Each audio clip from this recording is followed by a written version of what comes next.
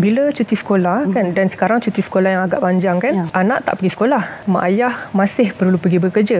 Jadi kebanyakan anak-anak dijaga oleh orang lain lah, mungkin oleh atuk nenek ataupun dijaga oleh pengasuh. Maksudnya bukan dijaga oleh orang dewasa yang bukan ibu bapa. Dan ini meningkatkan risiko saya sebut in-home abuser tadi, apabila ada individu yang bermasalah di sekitar anak-anak tersebut. Dan kalau kita tengok kajian, kebanyakannya ia melibatkan orang dewasa yang bukan penjaga utama. Contohnya, kalau anak dijaga di rumah atuk nenek, mungkin di rumah atuk nenek itu juga ada bapa saudara, mak saudara, sepupu anak-anak yang mungkin telah remaja. Kalau di rumah pengasuh pula, kes yang kita tengok yang melibatkan sentuhan tak selamat ni melibatkan orang-orang yang berada satu rumah di rumah pengasuh tu. Sebagai contoh, pasangan kepada pengasuh ataupun anak-anak kepada pengasuh yang telah meningkat dewasa ataupun meningkat remaja lah. Jadi ada 3 perkara yang ibu bapa boleh buat. Pertama adalah perlu wujudkan ruang bercerita setiap hari dengan anak. Selalu kalau kita ambil anak dari sekolah ke atau dari tempat pengasuh kan, kita akan tanya buat apa hari ni, makan apa hari ni. So selalunya jawapan yang kita dapat okey je,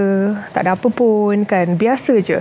Jadi soalan tu perlu lebih kepada nak meneroka. Contohnya, ada tak apa-apa yang tak selesa yang berlaku hari ni kan, ada tak apa-apa yang buat you rasa tak best hari ni, ada tak orang-orang yang you takut di rumah pengasuh, di rumah atuk nenek dan sebagainya. Dan yang kedua yang penting adalah apabila kebanyakan mak ayah hari ni bila hantar anak pergi rumah pengasuh, hantar rumah atuk nenek, kita bekalkan dengan gadget kan. Check gadget tersebut, pantau apa aktiviti yang anak buat dalam gadget tersebut. Sebab banyak kes yang kita dapati juga apabila anak diajak oleh in-home abuser tadi untuk melihat konten-konten yang tidak sepatutnya lah di internet.